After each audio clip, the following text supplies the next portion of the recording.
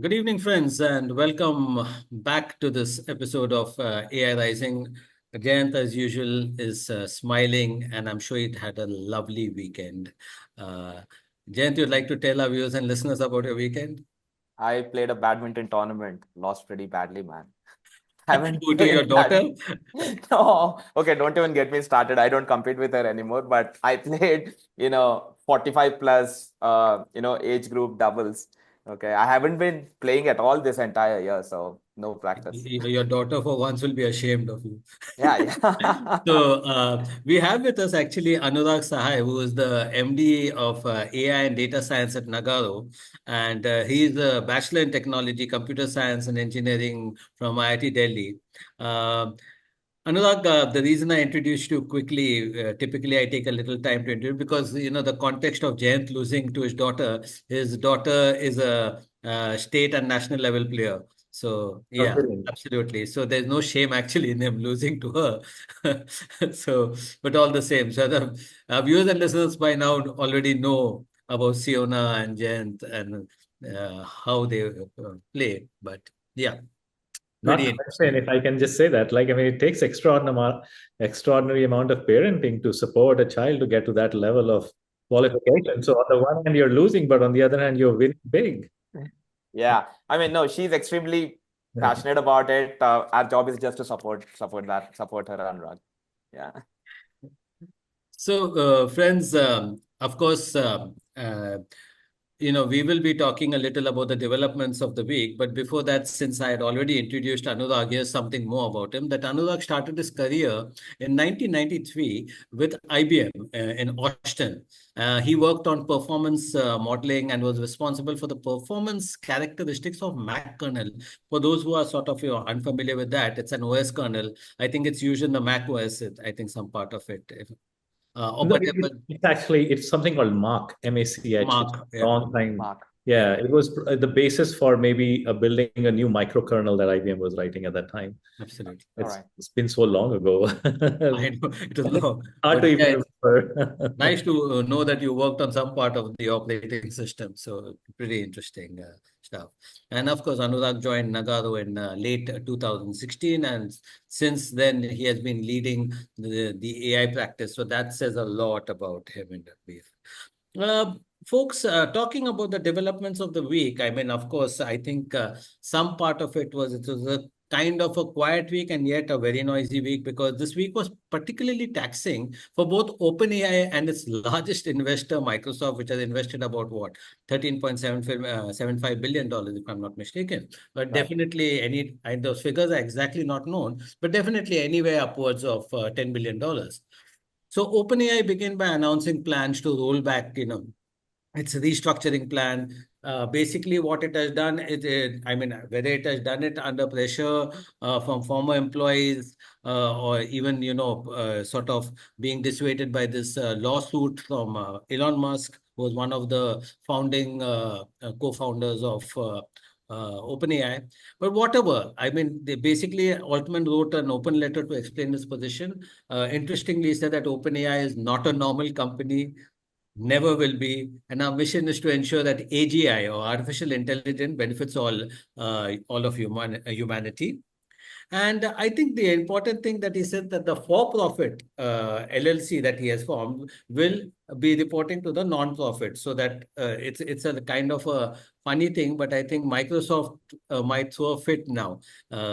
The way we see it, because Microsoft at the end of the day has to recover its investment. Investment. Yeah. So I think it's a very interesting thing. On the one side, you have Elon Musk putting pressure, the investors putting pressure, some former employees putting pressure, and of course, I'm sure Satskever and all would be also very happy about the development.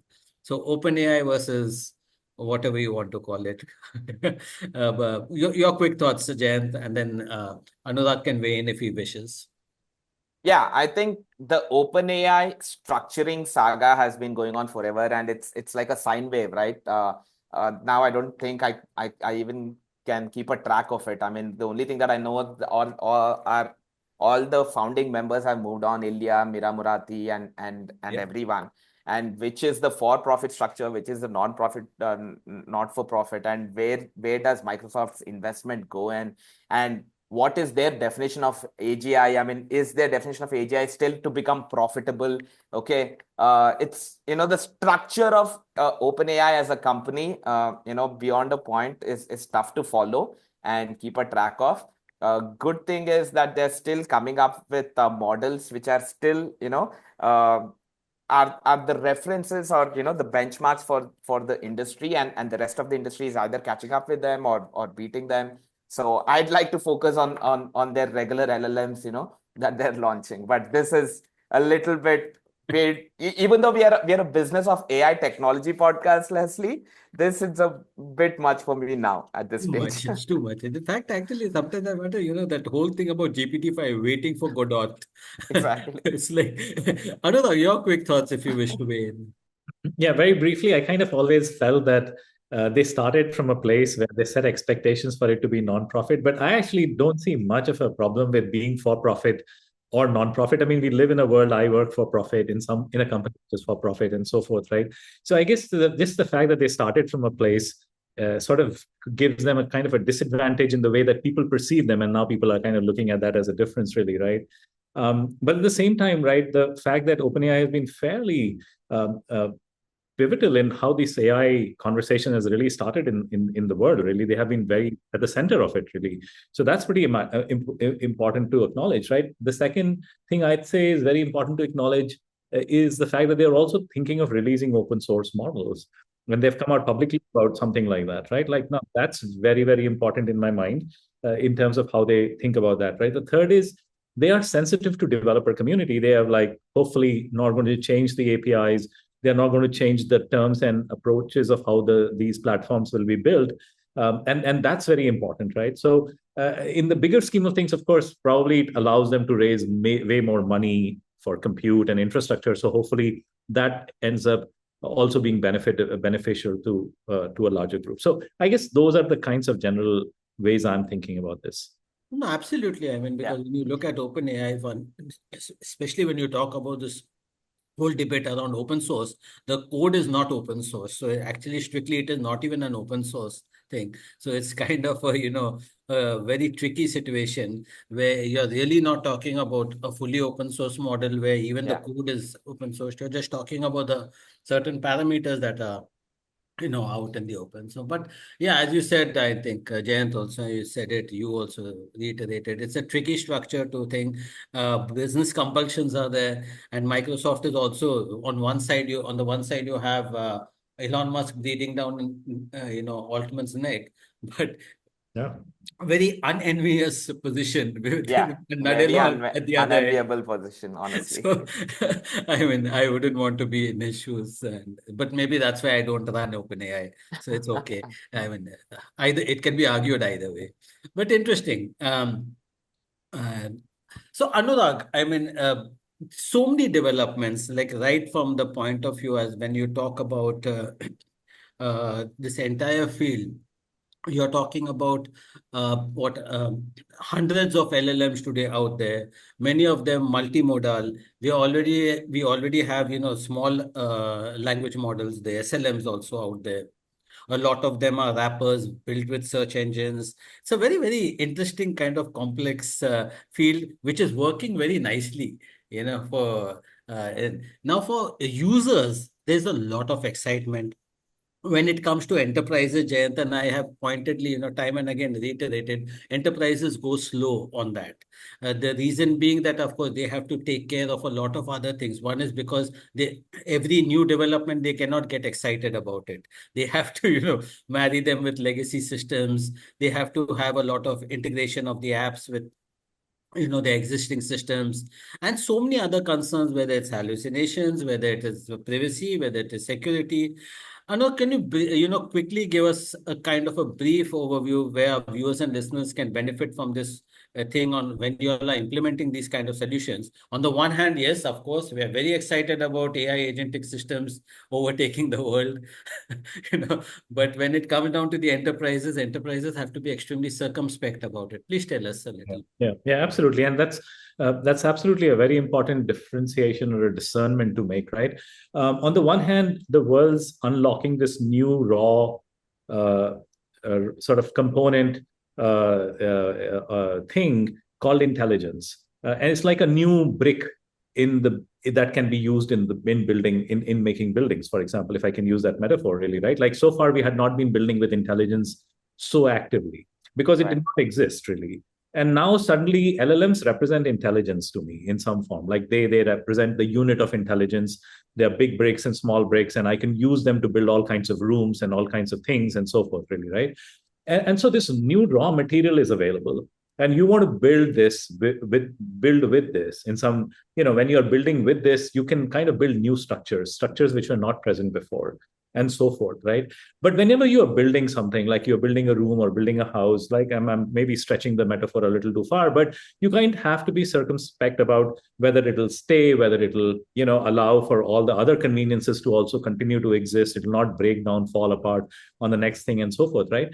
So this new raw material is available, but building products, building things with it requires all the diligence of that, what needs to go in building things, really, right? And so enterprises are obviously and importantly, they have to sort of focus on what are they building and how are they building it, and whether what they're building really makes sense and it will not break the existing enterprise infrastructure, right? So that's the kind of balance that companies and enterprises have really are really trying to bring in. What adds to that complexity is that intelligence is a harder thing. It was one thing to have like a new kind of compute infrastructure or platform. It was another thing, okay, instead of our OS, which is, or for example, if compute capacity is in the form of cloud or an instance versus compute on a mobile, for example, where to be looked at what kinds of, things you could do with that. But with intelligence, you have to kind of understand what does it take, what does it produce, who can get access to it, and so forth, really, right? So you're opening a new kind of a situation in building things, really, right? And so intelligence is, while it's very fascinating and we should be excited, it's also complicated building with intelligence as a raw material. Now my phone can talk to me, my phone can talk back at me, my phone can inform me, my phone can do many things with me, and now I obviously have to think about how much should it know about me, really, because it has this new thing called intelligence, for example, right? So I think I'm very excited by the fact that there is a new raw material in town. It's called intelligence, and I think of LLMs like this: big bricks, small bricks. To me, it's all intelligence. And the second thing is, what can you build with it? And then when you're building with it, you have to be thinking of the form factors and the kinds of things that will come to people. Anurag, I'll just rephrase the question because see, yours is a very important task. You're dealing with a lot of enterprises on a daily basis. Right. So what are your clients exactly asking you? The reason why I'm asking this question is because, of course, they are the CXOs here every day about, whether it's an O3 model, whether it's an O4 mini model, or whether it's a reasoning model. Then suddenly, just when they're settling down, they learn that there's DeepSeek or there's some Quen. So they're completely confused. Then suddenly they hear about an AI agentic system. Also, then suddenly somebody tells them, what AI models can actually be run on CPUs also, not just GPUs. So these are very confusing times. What are your clients asking you, and what do you advise them? Yeah. So I'll say that there are top 3 things or 4 things that people are really asking. First of all, a lot of conversation is around what kinds of use cases can be enabled with this, right? With this new thing.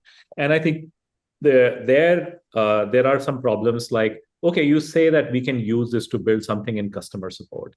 And you're saying that we can use this to build something in hiring, and you can use this to build something in. So one of the key things that people are like, okay, what can you build with it? And how do I build a mental model of what is really high ROI value versus cost, and what is low ROI and low value versus cost? So that's one constant question.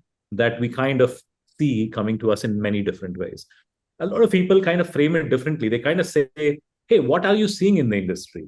But what they really mean is like, hey, tell me, what is it that other people are building with it, right? Where people have already established ROI and so on. And that's because, this is a new thing that you're building with. So where is the value and how do you really think about that properly, right? So that's number one. Number two is they clearly are unable to, at this point of time, not just in customers, but even we ourselves really sometimes confuse between LLM workflows, agentic workflows, and agents. And to me, these are three different things, really, right? Like when you're building some things with LLM, that's one kind of a thing. But when you start giving some control of how the code paths will be traversed, then that's an agentic workflow. But when you fully give the control of the entire code path, then that's an agent, for example. Now, these are nuances in building with intelligence. And companies are asking questions like, okay, where I totally understand how to build something. Like I understand what an LLM workflow looks like and an LLM chain looks like and so on. But what use cases would be really appropriate for agents versus agentic workflows? And so that's some like a more nuanced question that sometimes we get, right? The third question is that we get a lot is, how do I govern? And this is more from CIOs and companies which have, groups which are responsible for building and ensuring governance. There is, okay, let's say we build all that. How do we govern this properly? What policies do I need to have in place? What do I tell my teams? Should I build it centrally? Should I build it decentrally? Like, should I enable this across all teams, or should I keep it like one big team to build that? Things like that, right? So I'd say these are the top 3-4 questions. Maybe I can add to that, but generally speaking, this is where it kind of lives. Anurag, let me combine both the things that you said. The first, you said that there's a new raw material in town, intelligence, and then you just answered Leslie's question as to what are the top 3-4 things that the enterprises and the enterprise CXOs, CIOs are asking, right? You made a very interesting point, and the analogy that you gave is there's this new raw material in town and it's intelligence, and what to build with it and how to build with it, most importantly, because intelligence is very, very powerful. And when you think in the context of my phone can talk to me, my phone can inform me, okay, but my phone can also talk back to me, right? Then we are talking about the existing social structures and the structures of interaction, and who's the master, who's the phone, and who's the supporter or the slave. All those changing because the raw material is intelligence, right? Absolutely. So that's extremely powerful, and that can change the existing structures of the way we live and work completely differently. Now, second thing, if I hear the questions that we are hearing from the enterprises, right? Most of them are, what kinds of use cases, what are others building it, and how do I govern it? These are all very, incremental questions. I mean, any new technology that would come in, these would be the questions that would come from enterprises.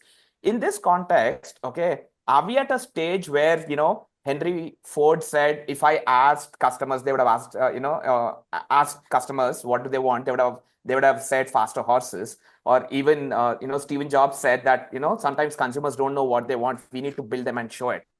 With AI, with intelligence as a raw material, are we in that stage where now, probably the people, the incremental thinking of what they want doesn't work, and are we at a stage where we need to, build and what we build and the structures would be completely different, and that needs to be shown. And does that also, make sense and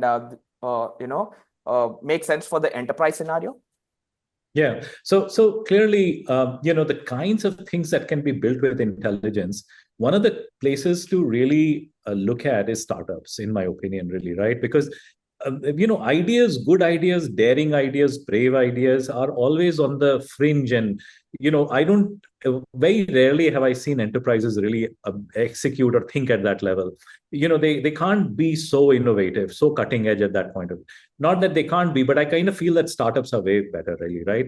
So one of the things that's really happening is, I don't know if consumers ever know what they want, but I think there is a group when it comes to enterprises, and I think of startups actually most of the time, is that there are people who have these completely out of the box ways of thinking about things, really, right? And then they sort of bring that information in.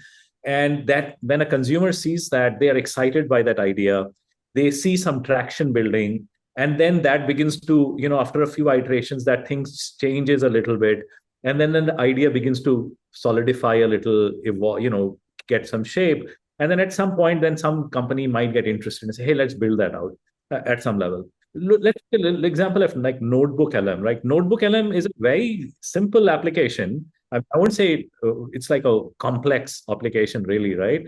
But interestingly, that pattern of like somebody can just put a bunch of content and it can be made into a podcast. And this came from Google. Nobody else could do that before that. And that's very interesting.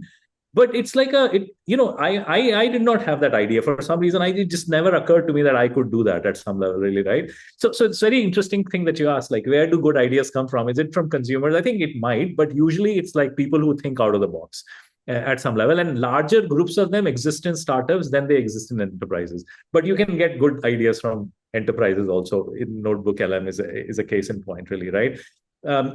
Intelligence is people kind of think in a most people kind of extrapolate. We are linear thinkers. What I typically think of, like, okay, you give me a horse, I think of faster horse. That kind of a way I think about it. But some people can do it in a more dramatic way, really, right? And they can do that. With intelligence, of course, the flights to fancy can be very, very crazy.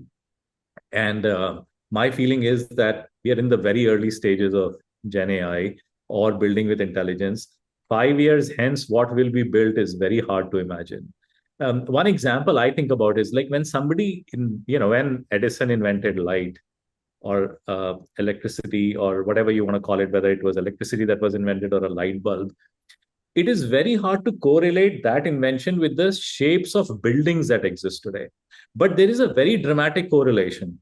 The kinds of buildings that exist today are not designed for sunlight. They are designed to be lit completely with electricity and light. Now, if somebody could say, oh, listen, I see electricity and then I see light, but now what I really see is a consequence of how and what kinds of buildings will be built. That's like a leap that took, so that kind of is very hard, really, right? But hopefully, I think startups and others are doing it, and maybe some people in enterprises. That's how I think about this, and it's one of the harder things, I think. That's interesting that you say that, but yeah. One question that I had is, because of the entire excitement around all these models and the newer kind of ideas that are coming through, whether it's a very intelligent summarization tool or a podcast tool, or I mean, there are hundreds of these kind of tools now floating around. But in that excitement, since you're a data scientist also, are we forgetting that AI models still are only as good or as bad as the data that we provide? Are enterprising losing sight of that? And if I may add to that, fundamentally, these are probabilistic models, and we're trying to build deterministic, outcome-based products or solutions out of that. So things like hallucinations will be a feature than a bug. So, how will that scale, as an extension to Leslie's question? Yeah.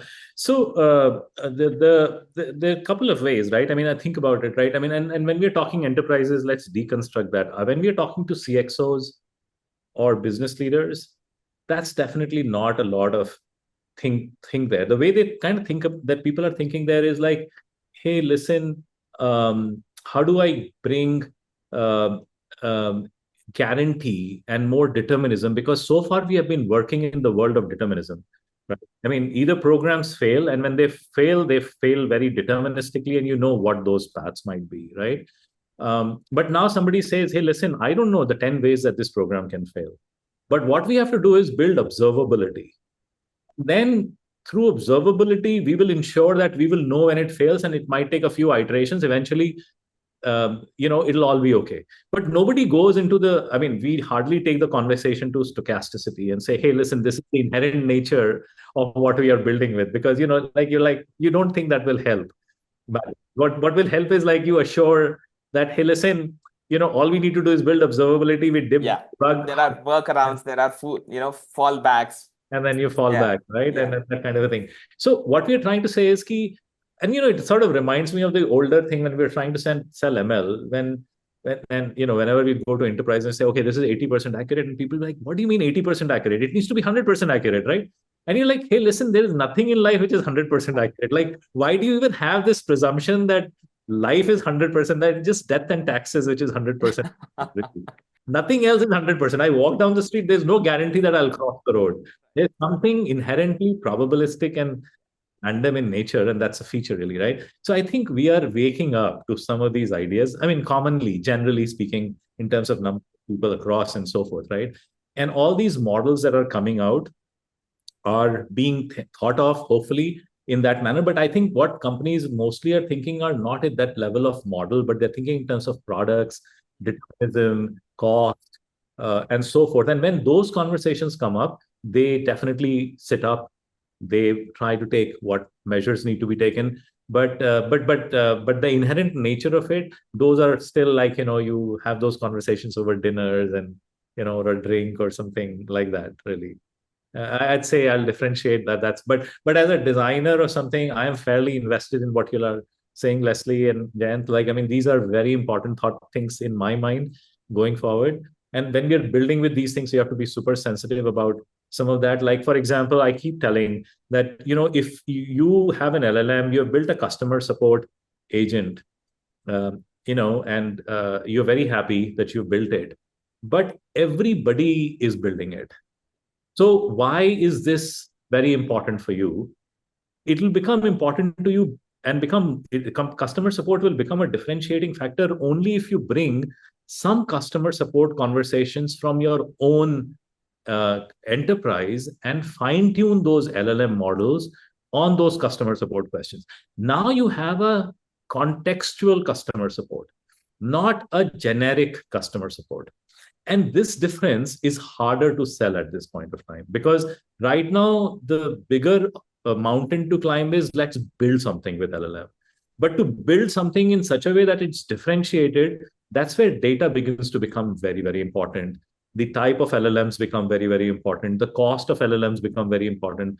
And we are seeing lesser number of those conversations. I'm not saying that they don't exist, they definitely do, but more people are struggling with, let's build something rather than build something so unique and different. Speaking about the cost, so I have a couple of observations out here. One is, of course, you said, there's 100% expectations, great expectations, as I always say, from machines. We are very forgiving when it comes to human error, but we are very, very unforgiving when it comes to machine. Right. A simple robot, somewhere stumbles, somewhere they, Oh, yeah. we stumble every day, practically. I think you cannot walk 10 Think meters. about all the accidents that happen in a car. Like, I don't know how many, like we're talking of lakhs. Exactly. We don't go and say human beings are bad drivers. We like, Right. I mean, that's it's always the other driver who's bad. So, but Yeah. if it's a driverless car, you immediately sit up. I'm not, sort of condoning a driverless car, but I'm just saying that the expectations for machines are like it has to be 100% perfect. Perfect. Yeah. I think that is something that we need to take a relook at, especially when it comes to regulations and policy making and all those kind of things, and the framing, even whether it's an AI model or whether it's, agentic system or whatever. But also, on the other point that we were talking about, the how we are proceeding with all these models, because you spoke about cost. And in this particular context, Jayanth and I was telling Jayanth about this company that Compact AI, Zero Labs. So they have created this Compact AI platform where they are taking all these LLMs and sort of fine-tuning them. They're taking even some multimodal ones, but basically smaller language models. And they are like sort of not using quantization or distillation, but they're simply fine-tuning them and maintaining the same level of quality that these models have, but enabling them to run on CPUs rather than GPUs. So it's basically, now that brings down the cost. Are these things, kind of exciting for the enterprise? Are they asking for AI models that also can be run off? Because you do not have too many GPUs now. That's becoming another issue over there. So probably you can shed some light on this. Yeah. I mean, I personally don't know this particular thing that you're talking about. So unfortunately, I don't know what they are doing and how they are doing it. No, I'm just basically, you can just say, okay, AI models are being run on CPUs rather than GPUs. Rather than GPUs, right? But even there, right now in enterprises, the the Gen AI costing model is very anti-typical IT costing model. I mean, the typical IT costing model is as the scale increases, the unit economics and the unit costs come down. In Gen AI, that's not the case, thanks to tokens, and that is something that I hear when I speak to enterprises that they're struggling with, because even if they're building scalable systems on Gen AI, the cost actually is not coming down. In some cases actually only going up, which is Especially when you're very dealing with antithesis. languages. Correct. And which is very antithesis to typically how scalable IT-based enterprise platforms and solutions are budgeted, and how the cost structure exists. So that basic difference anyway exists today. And how are enterprises looking at that? Yeah. Clearly, I mean, cost is just it's the elephant in the room, in my opinion. It is the elephant in the room. You got to acknowledge, in the long run, cost and quality are two important factors that will continue to be really, really important. And the fads and the fancies will come and go, but cost and quality are enduring pillars on which anything will be built, which sustainable. Anything sustainable will have to stand on those 2 feet, really, right? And there are various ways that people are trying to make this happen. In all of those things that you said is absolutely true, right? So I kind of feel that in the beginning, people don't worry about cost, and people like, oh, let's just get this going. But then as it gets into production, and then tokens begin to get churning and so forth, these things begin to matter. The other thing I'd say is, the fact that this company is actually doing fine tuning is also a very important thing to flag, right? I mean, a lot of conversations have just been around RAG and RAG and RAG and RAG, Yeah. like RAG this and RAG that. And, if you just somehow do RAG, everything will go. I think there's a basic misconception there, right? I mean, fine tuning is in my mind, fine tuning is one of the better ways to solve the problem, really, right? So to your point about this particular company doing that, I think that's an essentially awesome thing. I mean, today, because of what people hear and what people know, they're kind of limited by that. So I definitely want to popularize the idea of fine tuning a little. It's also a little bit more programmatic in nature, and slightly more complex in the sense that you have to work with a few parameters, and you have to do these sort of things like quantization and so on. So not that it's super complicated, but I think just that's really important. So yes, cost is always a factor.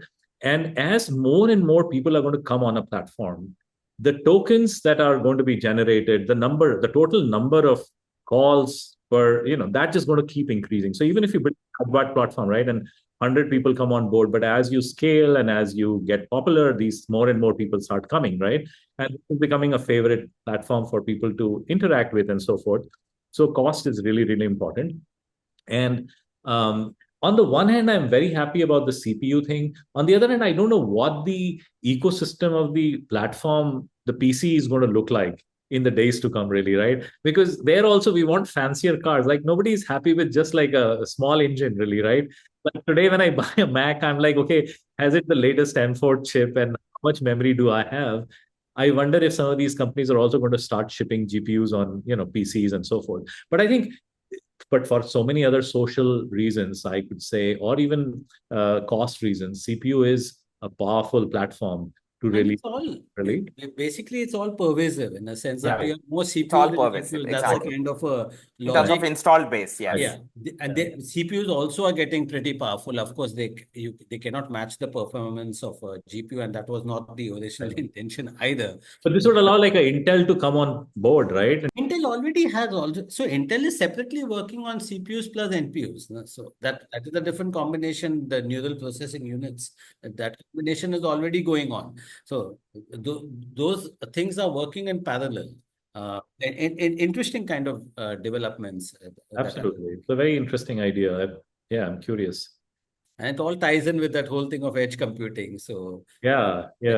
and his point was, okay, because basically like the thinking of a company like Zero Labs is that the data centers already have your CPUs. There's a shortage of GPUs. So it's easier to get this thing on board. And, as you rightly said, because a lot of these, so they're also optimizing it for specific processors, whether it's a Xeon processor, whether it's this processor, because all that has to be done in tandem. Pretty interesting stuff that's happening.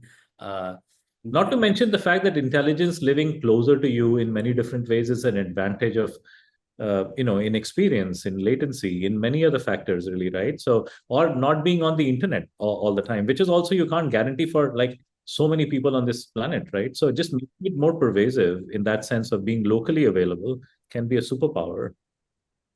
I mean, given geopolitics, shortage of GPUs, etc., and all the factors that you and Jayanth have mentioned, absolutely. Before we wind up, I would like your thoughts on even Jayanth and you also to weigh in on this. We have been talking about a lot of sovereign LLMs. So India is talking about, the first sovereign LLM, of course, is from Sarvam.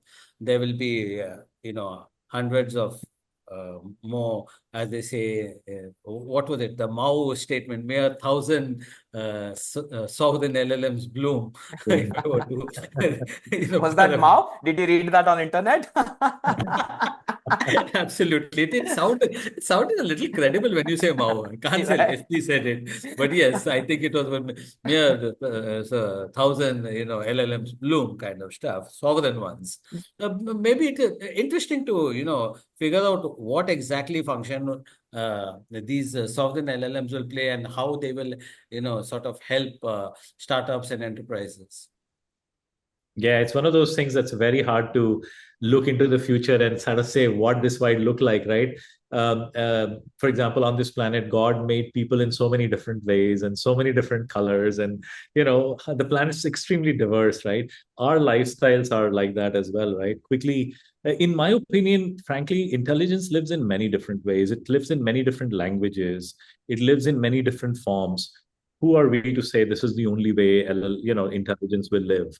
And I have a very generous view of intelligence. I feel like intelligence is multi-layered. It doesn't only exist in humans. It also exists in animals. It also exists in other ways that we have to think in many different ways, really.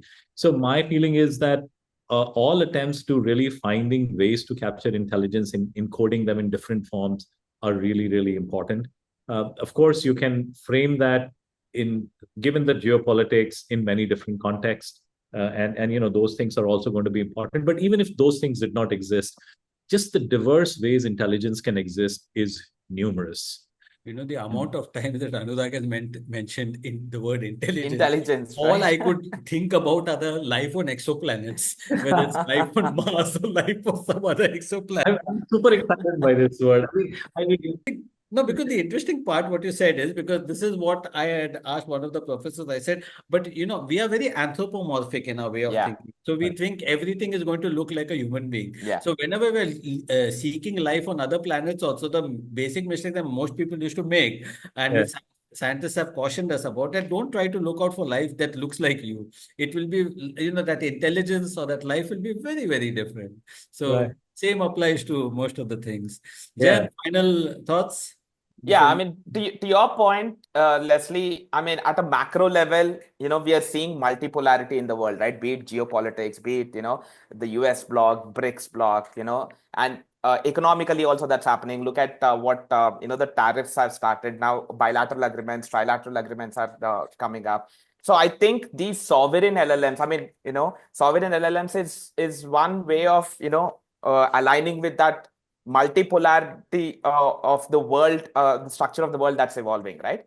But at a micro level, if you look at it, especially in the case of India and most other countries, European countries or Latin American countries, currently the LLMs are all primarily based on English. Even the non-English LLMs, okay, the tokens that they use are 60% more because they're wrappers. I mean, the Hindi, the Kannada language LLMs that we get are essentially wrappers on underlying English LLMs, right? So there is definitely a need for creating LLMs in non-English languages from the scratch. Okay, there are a couple of companies that are doing it purely to save up on resources because the way currently non-English LLMs work is costlier from a resource utilization point of view, power utilization point of view, and all of that. So I think there is a space for that. Okay, and India is especially in a creating country a like lot of India. good data sets also. Absolutely, and especially in a country like India, right, with 22 official languages, 1,400 dialects and stuff. No, I said India is also creating a lot of data sets like this AI True, Kush is one of them. Bhashni, of course, is there. I true. mean, supplement. So that's going to be extremely helpful. I was just a little, brainstorming as to what would be the business model, because okay, you clearly have APIs. So I guess that same, it will be more or less a similar model where they would have APIs. We are still a country where only 1/10 of us are English speakers or even understand. So 90% of the country still are non-English speakers or even don't understand the English language, right? So, and there's commerce, there's trade, there's logistics, everything, for that 90%, and AI will touch some of that, and there'll be an LLM-based solution for that. Sorry, Anurag, Anurag. you were saying something. The other day, I read on Twitter about a guy who quit OpenAI to do a Sanskrit thing with LLMs, and he's like, the model, the way latent. So nowadays they're moving to this latent representation thingy, right? Like you don't work at the token level, you work at the level of this abstraction, Right. that might exist under it, right? Latent representation. And his perspective, and I'm not sure if it's completely his or maybe I've just sort of assembled it together, but like the way one language results in a latent representation versus another language, I think there might be some interesting research things that are also very interesting to go down that road into, right? So, Surprising that but to you your say point, that, Anurag, because I thought Google had done a lot of research on that.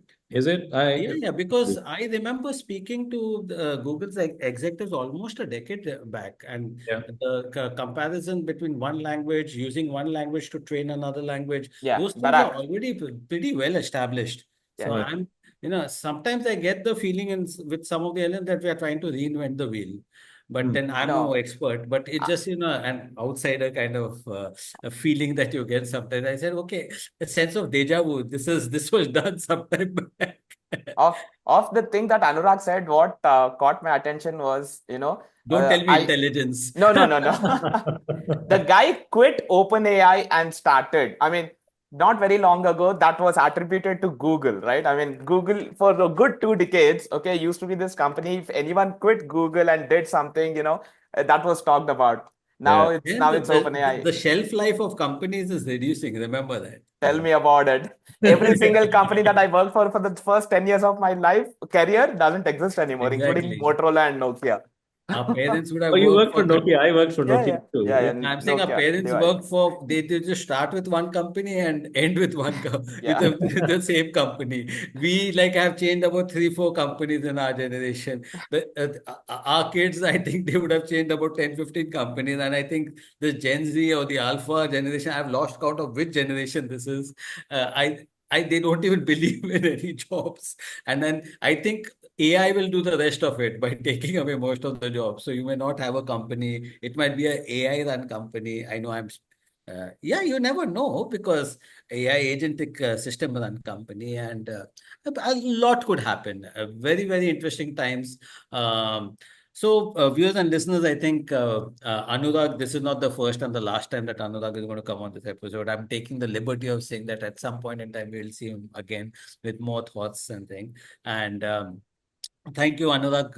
Very insightful, the observations that were there. And we wish you a very happy weekend. And Jayanth, also have a lovely weekend. And try Thanks, to man. regain some of your No, I'm lost. on a road trip. I'm on a road trip this Oh, weekend I thought you were to going. a hill I thought it station. was going to be a revenge match or something on. To a hill station. No, I'm on a road trip to a hill station Okay, so this you have weekend. given up on your badminton.